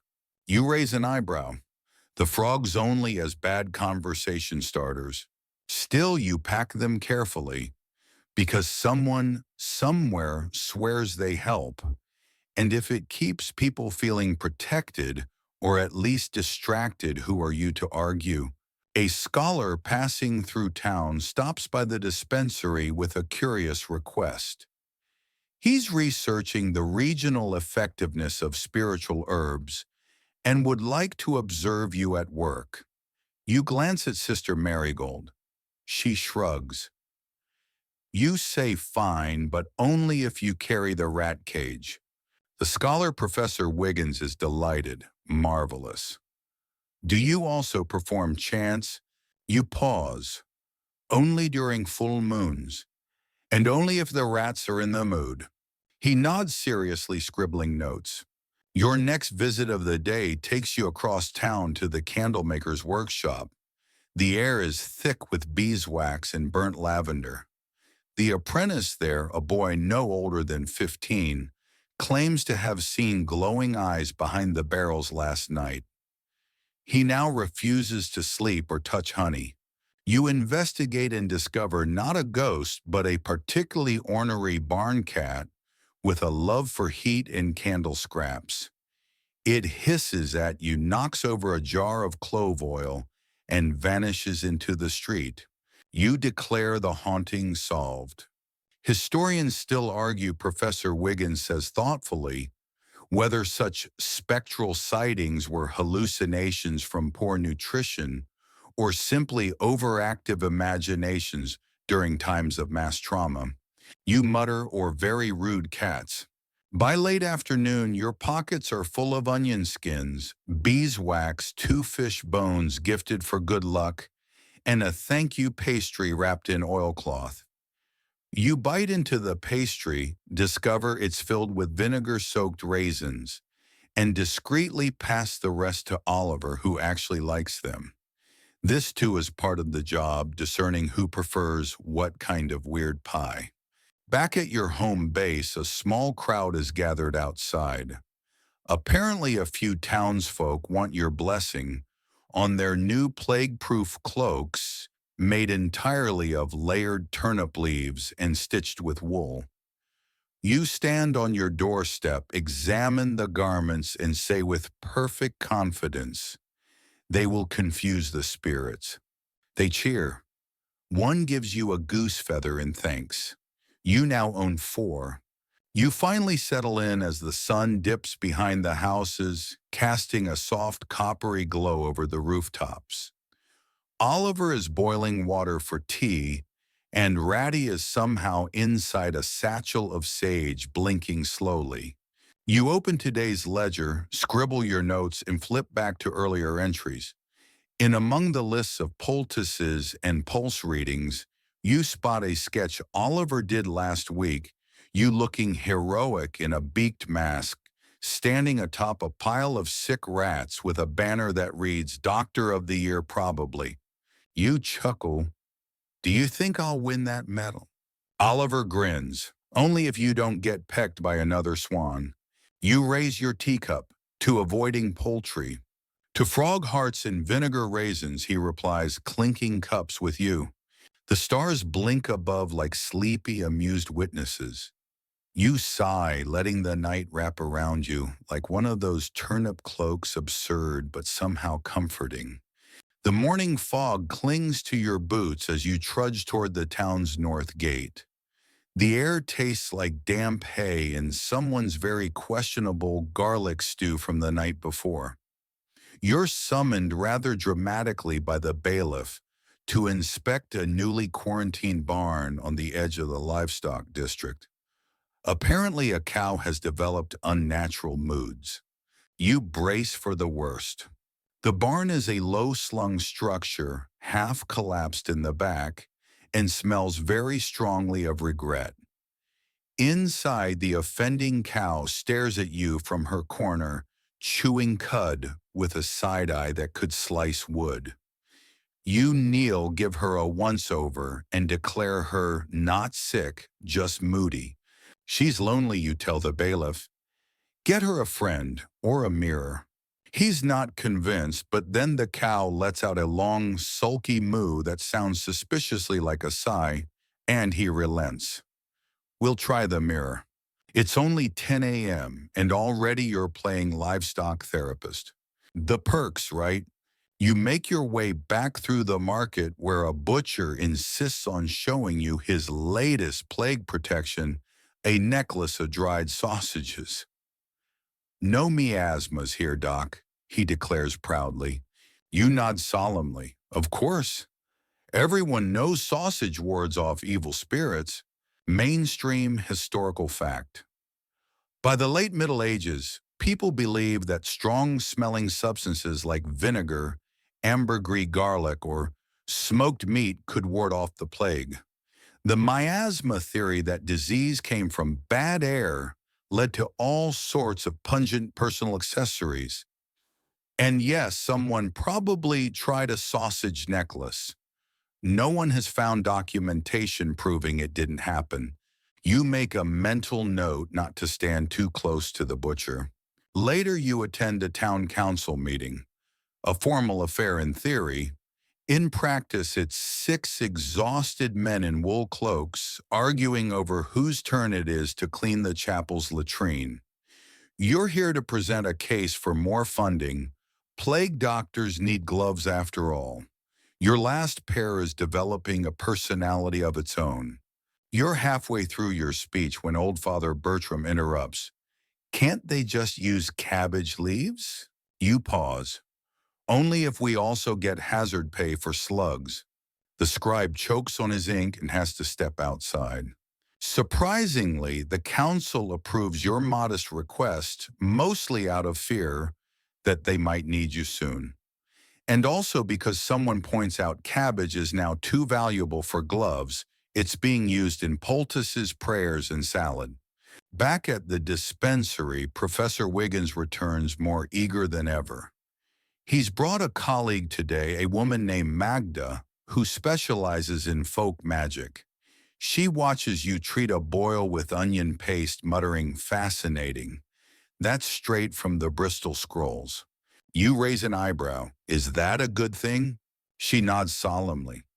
If you were born under Venus and have a mole on your left toe, you blink. And if not, then it might summon a small storm. Great! Oliver thinks this is hilarious. We should market that. Guaranteed results or unexpected weather. Despite the strange company, your work continues caring for the frightened, the feverish, and the forgotten. You tend to a widow whose only son is coughing up black flecks. She won't let go of your hand while you examine him. You stay longer than you probably should. You don't have a miracle cure, but you listen, and sometimes that's enough. Historians still argue whether the presence of plague doctors was more symbolic than medical. Were they truly healers or simply hired comforters in terrifying times? The truth, as always, is probably both. You aren't solving the crisis, but you're showing up. In full ridiculous beaked regalia, you return home after dark exhausted and flop onto your cot. Oliver is sketching again, this time a rat council deliberating over who get the last crumb of cheese. Ratty is the judge, naturally. You toss your gloves at the wall. Remind me why we do this. Oliver shrugs. Free sausage necklaces. Hazard pay. The thrill of nearly being kicked by sentient cows. You grin, all valid. He tosses you a stale biscuit. You eat it anyway. Hunger lowers standards fast. Then just before bed there's a knock. It's young Alice, the herbalist's apprentice. She's beaming. The fever's broken. My uncle's awake. You blink. The brewer. She nods, tearing up. He asked for beer. You smile. Then he's definitely back. You shut the door, lean against it, and let yourself breathe. It's not medals. It's not fancy robes or even pay that arrives on time. It's moments like that. A man asking for beer. A girl crying with relief.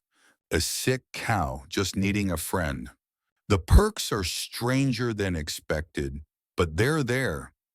Sometimes they smell like sausage.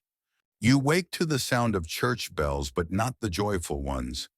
These clang with that slow, ominous rhythm reserved for death notices or extremely bad ideas, like letting Lord Runswick handle sanitation again. You roll off your straw cot, brush crumbs from your sleeve. Last night's biscuit was aggressive and shuffle into your boots. They're still damp, of course. Oliver meets you at the door, squinting at the rising sun. 3 tolls. That's either a noble death or a town crier with dramatic flair. You grab your plague gear, the familiar creak of leather straps somehow comforting. The masked beak still faintly scented with rosemary, and regret goes on last. Time to face the music, or more accurately, the moaning. At the churchyard, a small crowd has gathered around a palanquin draped in black. A lord, all right, or someone who owed enough money to die like one. The priest looks like he hasn't slept since Epiphany. You peer inside the palanquin and find a wax figure. No, wait. Nope. Real person. Just immaculately preserved.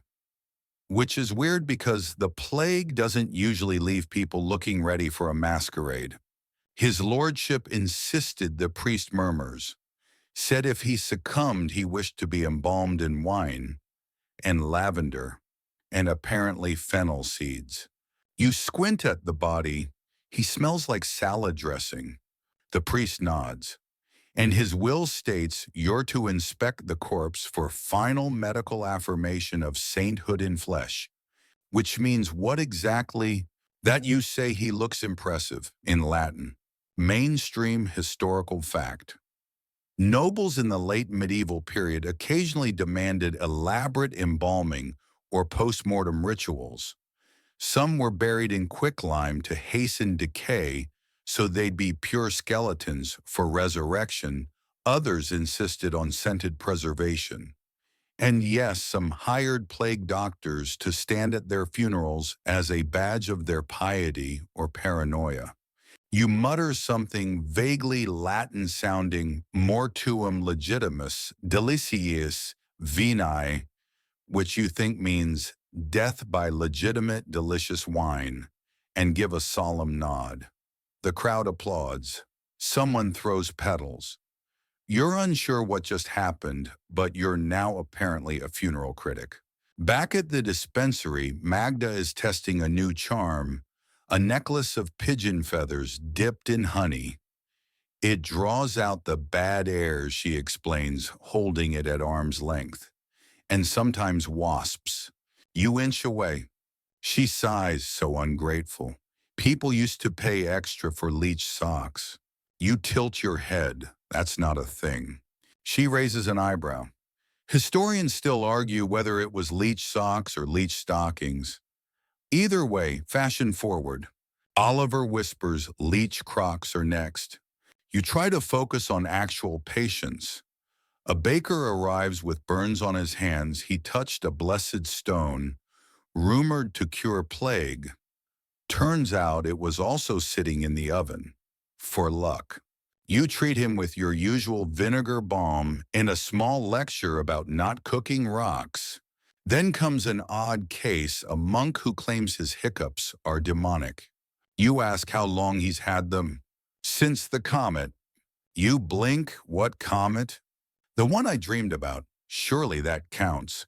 You make him drink water upside down and chant the Lord's Prayer backward. He burps once, then falls asleep. You decide that counts as a win. Midday, there's a sudden commotion. A boy runs into the dispensary shouting, "The rats, they've formed a line." You and Oliver exchange looks. Sure enough, in the grain cellar beneath the granary, a long column of rats is weaving in and out of stacked sacks like they're in some rodent parade. At the front, one very large rat is wearing a button. You have no idea where it got the button. Oliver sketches it. You declare the rats marching in grief and recommend closing the cellar for at least 3 days. Also, maybe an exorcism. Magda volunteers chanting something that sounds suspiciously like a tavern menu. That night, you dine with Alice and her uncle, now fully recovered. The beer is weak, the bread is dry, but the laughter is real. They insist you take home a loaf for bravery, and also because it's mostly crust. On your walk back, you pass an apothecary's window. Hanging in the glass is a tiny vial labeled Plague Doctor's Delight. Inside, vinegar-dried mint and a suspiciously shiny beetle wing. Yours for just 2 silver pence. You chuckle. Imitation flattery and mild fraud, another unlisted perk. Back in your room, you take off the beaked masks and place it carefully on the table. It's grown heavy lately, not just with scent, but with meaning. You wonder briefly how history will remember you. As a healer, a fraud, a symbol of fear. Historians still argue whether plague doctors were real medical professionals or theatrical figures hired more for show than science.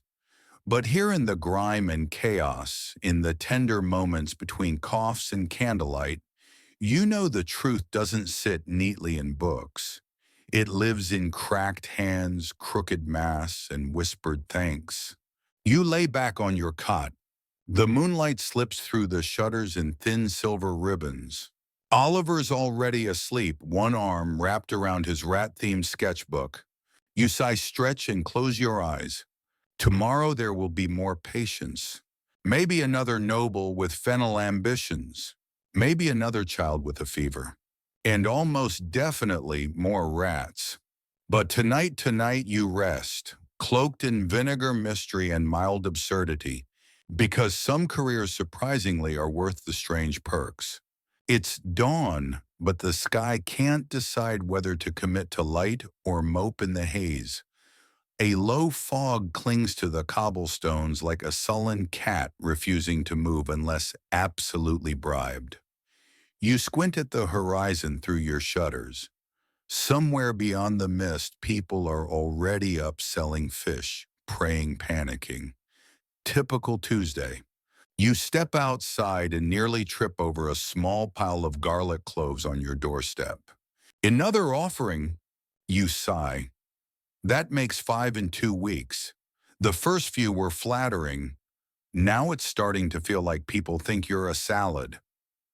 Oliver appears behind you holding a tin bowl and says, "Technically, you could make a broth." You tell him to go sweep the dispensary.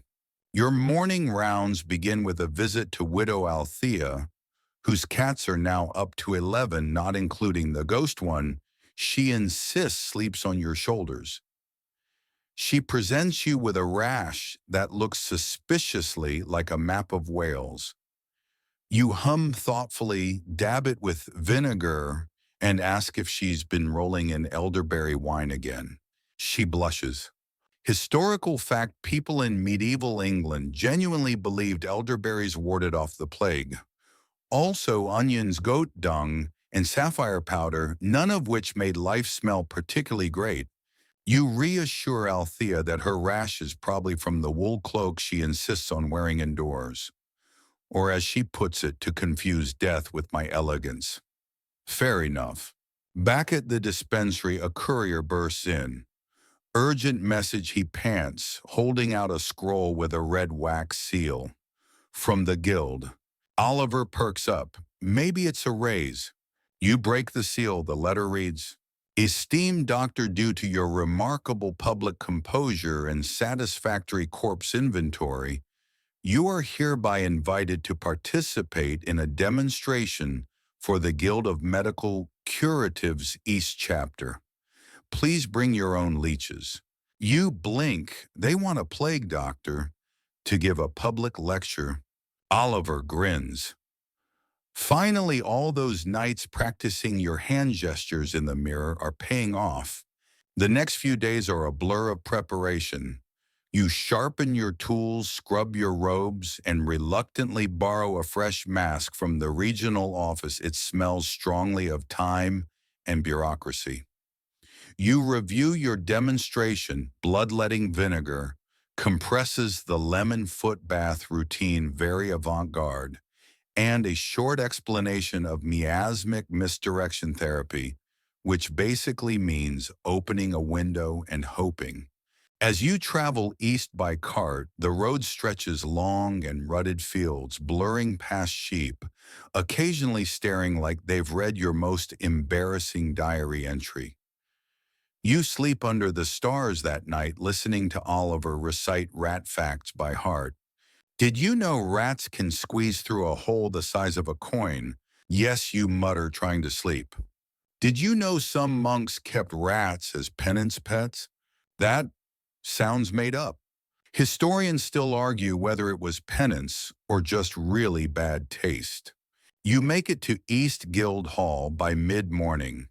It's a surprisingly grand building, arched windows, polished floors, and a banner that reads, Science through slightly less guesswork.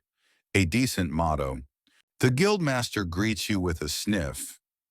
You're the plague doctor from the West. Yes, the one with flair. You nod. Good. We could use that. Some of our members faint at the sight of mustard. You're led into a demonstration room filled with physicians, midwives, herbalists, and one guy selling curative buttons who seems to have crashed the event. The audience looks tired, skeptical, and vaguely disappointed, like they were promised a sword fight. Your demonstration begins. You explain your tools, you dramatize your movements. You do your best not to let the leeches escape this time. One does. It ends up on someone's hat. You pretend not to notice. You describe your most reliable treatments, isolation, hydration, and prayers whispered with mild panic. You showcase your vinegar compresses and explain the logic vinegar kills odors, and if nothing else, it discourages conversation. You end with your philosophy: treat the sick as people, not problems. Fear is contagious, but so is kindness. There's a long pause. Then polite clapping, and one very enthusiastic woo from Oliver. The guildmaster clears his throat. Unconventional, but not entirely useless. You beam. That's practically a compliment in doctor speak. Afterward, you're offered a contract, 2 months training newer plague doctors, plus a small stipend and housing that includes, wait for it, rat proofing upon request. You mull it over during the banquet, which by the way is shockingly good. Roast chicken, soft cheese, apples, not yet suspicious. You even get a seat cushion. Oliver drinks cider like it's his last day on Earth and ends up leading a toast to the mysterious and slightly unsettling warriors of health. You leave the banquet buzzing not from alcohol you stuck to water because someone had to stay lucid, but from something better. Recognition. Not everyone laughs when you walk into a room now.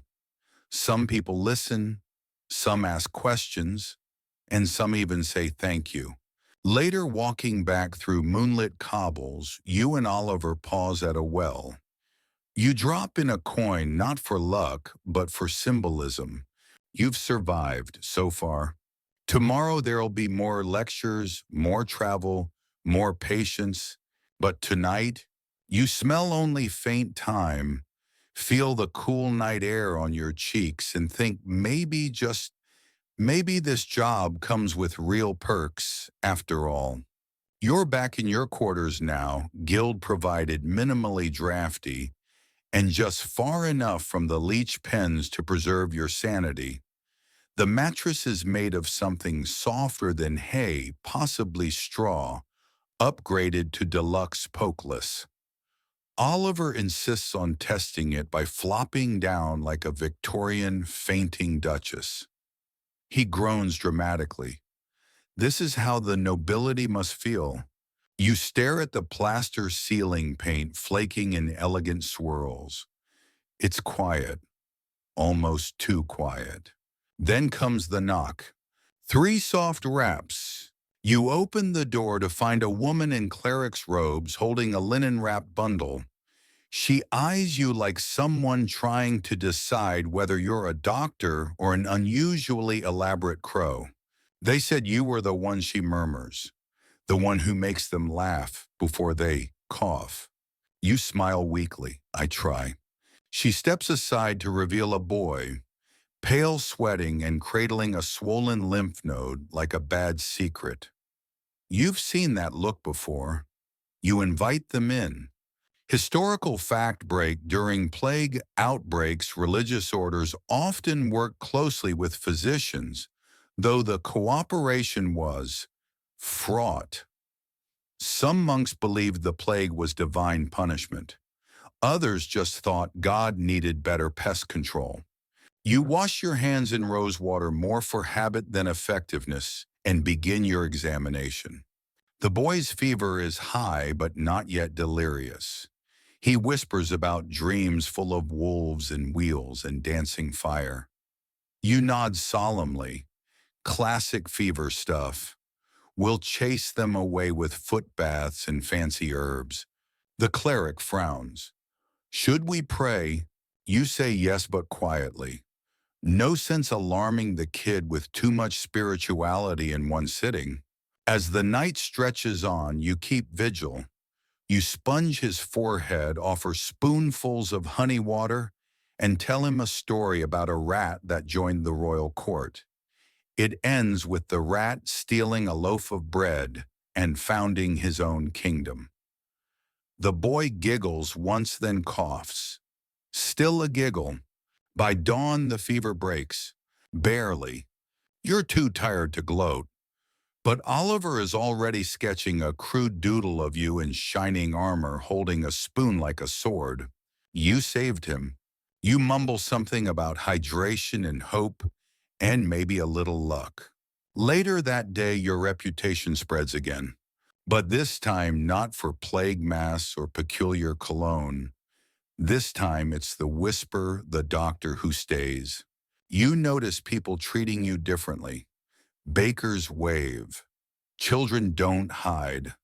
One man even offers you a pigeon as a thank you. You decline gently. Guild members invite you to dinners, awkward candlelit affairs, where no one really knows how to toast without referencing disease. Someone attempts a joke about pustules. You laugh politely, but behind the formality you sense it, the tide shifting. You're not just a necessity anymore. You're becoming something rarer, trusted. That comes with perks and pressure. You're asked to evaluate newer plague doctor recruits. The first is a jittery man named Aswin, who keeps his mask on backward. You rotate it without comment. The second is a woman named Beatrix with a ledger longer than your patience, but her handwriting is impeccable. You assign her to records. You don't just see patients anymore, you're building something. The guild offers you a small bonus for mentorship duties. You buy Oliver a new hat with it. He wears it like a crown. Finally, he says a hat that tells the world I'm mysterious. That same week, a courier arrives again, bearing what looks suspiciously like a marriage proposal. You open it. It's not. It's from the mayor of a nearby village. They're offering full accommodations, travel expenses, and a title sanitary lord of Thistlemarsh. You snort. That's not a job title, that's a weird tavern nickname. Still, you read the rest. They want someone to oversee plague preparedness, build protocols, train villagers, set up herbal supply chains. In short, they want you to be the local health infrastructure. You blink. You're being headhunted. Is this what success feels like, you ask Oliver. He considers. That depends. Do you get your own horse? Historians still argue whether plague doctors were ever granted noble status in certain regions, or whether titles like Lord Leechbane were just honorary and mostly sarcastic. Either way, it's a fun mental image. You don't accept the job yet. You tuck the offer into your satchel, think on it. One morning you visit a colleague, Thomas, a former monk turned apothecary, who makes poultices that smell like doom but work wonders on boils. He tells you something odd. I hear there's talk of regulation. You pause mid-sip. Of plague doctors, he nods. Standard practices, training, uniform codes. No more chicken mass or unofficial miracle cures. The guild's pushing for legitimacy. You mull that over. It makes sense, but it also makes you nervous. You've survived so far with instinct improvisation and vinegar. What happens when everything gets standardized? You share your worries with Oliver. He shrugs. You'll adapt. You always do. One night long after curfew, you sit on a stone bench under a reluctant moon and realize something. This isn't just a job anymore. It's a calling. And somehow, despite the leeches, the smells, the mask, the fear, you don't want to stop. You're making a difference. You're a little weird, a little theatrical, but when people see your mask now, they don't always recoil. Sometimes they smile, sometimes they hope. And in this era of shadows and coughing and uncertainty, that might be the greatest perk of all. You wake the next morning to the scent of thyme and ink. Someone's brewing something in the infirmary hearth again, and Oliver is testing quills on the back of a discarded tax document. Can you believe we're in demand, he mutters, writing your name with an unnecessarily grand flourish. Soon they'll want us to speak at festivals, or worse, weddings. You stretch, yawn, and knock over a jar of powdered lavender. The room smells like a medieval day spa gone rogue. Still, the sense of possibility lingers. Outside, the town buzzes in low gear. Market stalls have reopened, children dart between carts, and the pigeon population has returned to its usual level of disinterest.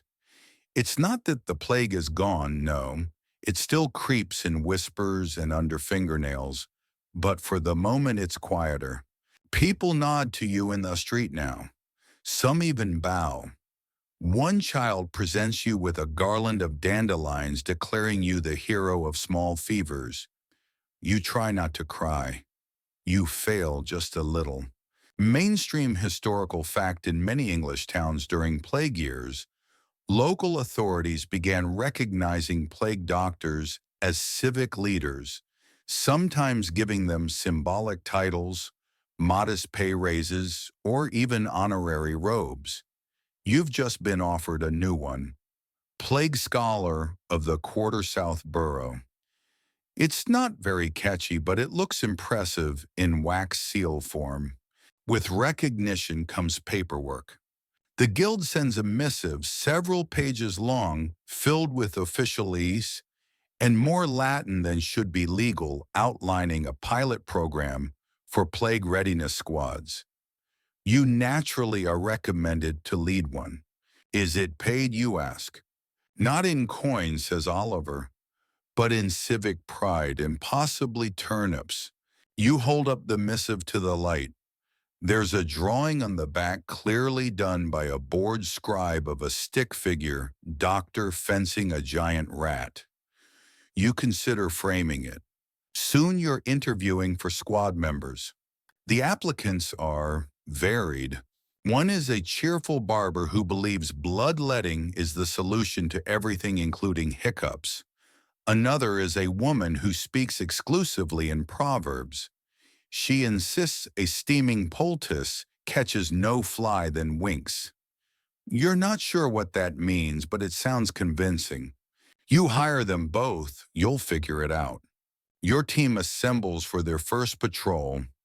It's a motley crew, yourself in your standard gear, Oliver in his fancy new hat, the barber with a belt full of blades, and the proverb lady who's already begun praying to the god of bees and tinctures. You walk the borough checking on homes, distributing herbal sachets, answering questions, calming nerves. You hand out illustrated pamphlets drawn by Oliver that depict proper plague etiquette with dramatic flair. One panel shows a man sneezing into his elbow, while another dramatically faints nearby. It's technically educational.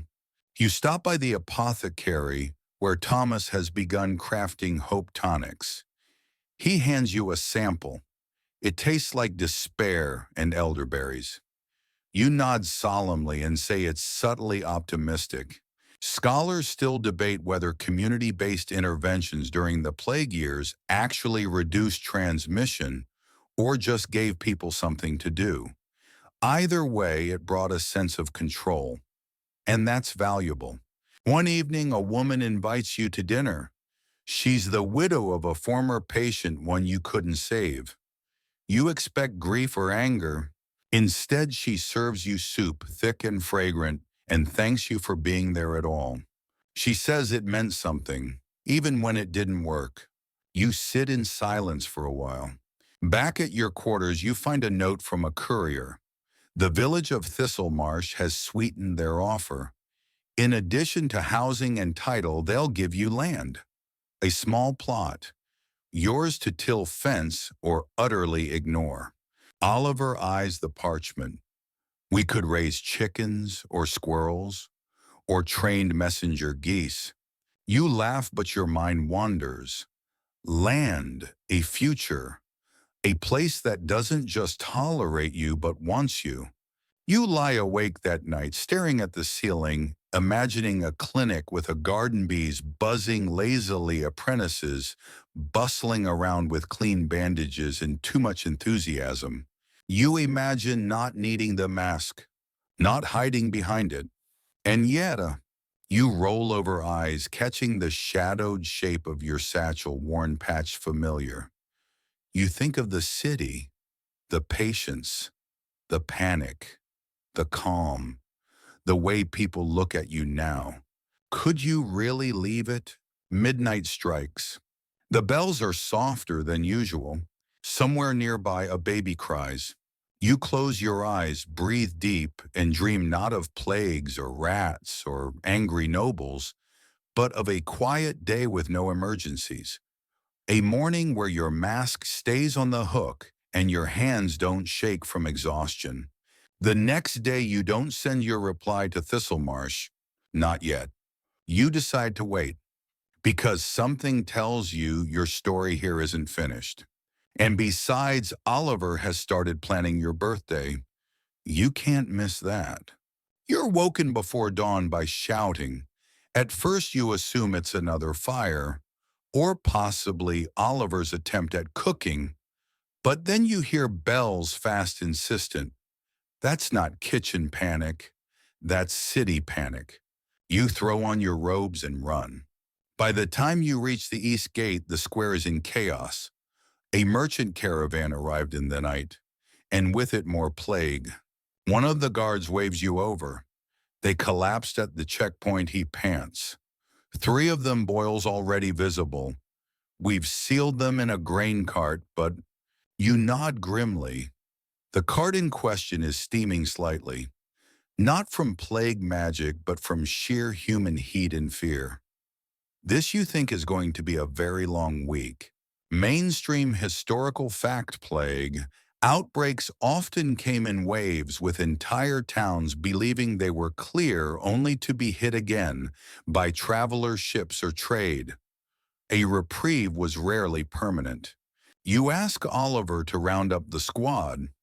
Within the hour, you've got your barber, your proverb enthusiast, a young herbalist in a hat shaped like a badger, and two street kids you sort of adopted last week.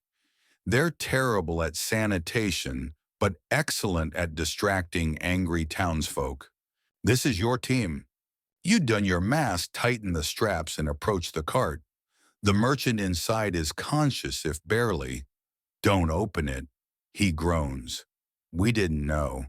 We came from... He coughs violently, then slumps forward. Your fingers feel for a pulse already fading.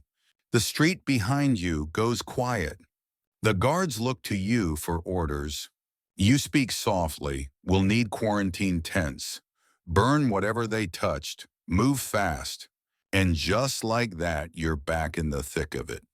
The next few days are a blur of triage, tent construction, soot-streaked hands, and far too many improvised stretchers. You barely sleep. You eat whatever is handed to you. You bark orders, offer comfort, and once slap a noble who tried to bribe you into saving only his family. Quirky tidbits: some plague doctors kept pet ferrets in their sleeves, believing they absorb bad humors. You spot a woman at the south gate stroking a very confused-looking hedgehog and muttering something about spiritual filtration. You approve this behavior unironically. Meanwhile, the pamphlets Oliver created, originally mocked, are now being copied by candlelight. People are nailing them to doorposts, quoting them in conversations. "Don't lick your neighbors" becomes an unofficial slogan. You're both mortified and proud, but exhaustion catches up with you. On the sixth day, you collapse. Not dramatically, just a slow sink to the ground in the infirmary while trying to untangle a roll of bandages. Someone finds you there asleep against a barrel of vinegar. When you wake, Oliver's sitting beside you, scribbling in his notebook. Two patients tried to sue each other from inside the same quarantine tent, he murmurs. I told them I'm not that kind of doctor. You groan. Are we winning? Depends how you define that. How do you define it? He taps your forehead. You're not dead. It's hard to argue with that. Historians still debate whether medieval doctors truly made a difference in the plague's spread or merely provided psychological support. But in these moments, under tents by lamplight, beside the sick and the grieving, you feel your purpose in your bones. You're a witness, a hand to hold, a voice saying you matter even when the world doesn't believe it. The East Gate is closed for 10 days. When it opens again, it's tentative. One family walks out, another walks in. Life resumes its cautious rhythm. You pass through the market and see a child drawing your masked figure in the dirt. A second child joins and adds a large sword. You sigh. You do not have a sword, but it's flattering. At City Hall, the mayor hands you a new scroll. It's not a complaint this time. It's a letter of commendation. Unprecedented service, it says. Exceptional bravery. There's even a wax seal shaped like a lion. You hand it to Oliver. Put this next to the tax audit notice. At home, you find a package. It's from Thistlemarsh. Inside seeds, mint sage marigold. A note reads, "The ground is ready when you are." You stare at it a long time. Out the window, bells ring again. Not warning bells this time, wedding bells. Apparently someone got married today and lived long enough to do it. You smile. There's still work ahead, always will be. But for now, the city breathes. So do you. That night you dream of a garden. Not grand, just enough. Bees buzzing, herbs swaying. Maybe a hedgehog napping under a bench. You'll go, eventually, but not quite yet. Morning comes softer now. The streets are quieter, not silent, but hushed in a way that feels like reverence, or at least relief. You step outside with no immediate emergency tugging at your sleeve, no guards waving you down, no child yelling about a suspicious puddle. For once you walk slowly, down cobbled lanes where market stalls are waking up. Someone's baking bread. You can tell by the yeasty aroma curling into the air. A woman throws out yesterday's wilted rosemary, and it dances briefly on the breeze before settling near your boot. You nod at her. She nods back. You both look tired in the same way. Your mask, carefully cleaned, still faintly scented of clove, is tucked under your arm instead of strapped to your face. It's more prop than armor now, for today at least. Mainstream historical fact: by the late 14th century, many English towns had developed formalized plague response systems, some better than others. London's included forced quarantines, printed warnings, and even neighborhood inspectors. You've basically become all of those rolled into one vaguely coffee-deprived figure. Today's task, however, is a little different. Today you're speaking at a town meeting. It's in a hall that smells like ink and damp wood, and a lot of very old decisions. The council gathers on one end. You stand on the other. There are people watching from every beam and bench. Some sick, some cured, some just curious. A hush falls, you clear your throat, and you begin. You talk about hygiene, real, practical, boring things. Like how not to dump your chamber pot near the well. Like how vinegar isn't magic, but it's better than spit. Like how quarantine is not code for suggestion. You reference no gods, you quote no omens, you give no promises. You just tell the truth. Historians still argue whether plague doctors were respected or feared more, walking omens in themselves. But here now they listen, not to the beak, but to you. You wrap up with this: we can't outpray disease. We can only outlast it. The room doesn't cheer, but they nod, and in a way that's louder. After someone hands you a pie, a real one, apple maybe, it's lopsided and still warm, and contains miraculously no lavender or ash. You consider it a culinary apology from the city. Quirky tidbit: in some towns, plague survivors were believed to be immune and hired as public sniffers to detect unsafe areas.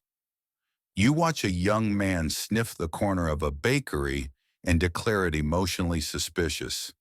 He might be joking. You kinda hope not. You sit on a bench and eat your pie. The sky is that washed-out blue that only appears after days of clouds. You don't have anywhere urgent to be. For a brief moment, you let that feeling settle in. It's unfamiliar. Nice. Then you hear footsteps. Oliver again. He flops beside you dramatically. "I've made another pamphlet," he announces. "Oh no." It includes drawings. You sigh. "Please tell me it doesn't rhyme." "Of course it rhymes. I'm not an animal." You peer over his shoulder. The title: A Miasma of Manners, Being Not Gross in Times of Plague. The subtitle is Don't Fling Rats. You laugh harder than you mean to. You hand him a piece of pie. He accepts solemnly as if it's payment for services rendered. Then you both just sit. A little quiet, a little smirk, a lot of tired.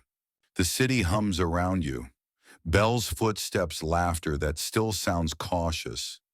There's a wholeness to the brokenness, like someone glued a cracked bowl back together and decided the gold in the seams made it better. You rise. Back at your house, the bird mask gets one last wipe down. You place it gently on the shelf. Next to it, your herb sachet half empty. A ribbon from someone's wrist. That commendation scroll with the lion seal. A strange little altar to survival. You light a candle, not for prayer, just for warmth. And then you do the unthinkable. You remove your boots, collapse into bed, and because the night is finally quiet, and the streets are finally not on fire, and your lungs are blessedly phlegm-free, you sleep for 12 straight hours, and no one interrupts you, not even Oliver. And now your eyes are heavier, your breath slower. You're far from cobbled streets and smoky rooms, far from masks and ink-stained hands. In their place, just the hush of night and the soft weight of stillness. You made it after all. Through plagues and scrolls, vinegar baths, and sarcastic pamphlets, you stood steady. You were never invincible, only present, which in times like those meant everything. The candles are out now. Your robes folded. Your boots cooling by the door. Maybe in the dream you're drifting toward, you've already stepped into that herb garden. Sage brushing your ankle, thyme curling in the sun. A hedgehog snoozes under the bench. No plague in sight, no emergencies in earshot, just a breeze soft as breath. In the distance, the faint clink of a bell, not the alarm kind, but the wind chime kind. Gentle, aimless, a melody made for sleeping. Your hands so used to stitching, mixing, waving the occasional rat away are empty now. And that's good, that's enough. Let your muscles go slack. Let your mind unwind. Let the story fade to just one final note. You mattered, even in a world gone quiet that lingers. Sleep well, doctor. Tomorrow will keep.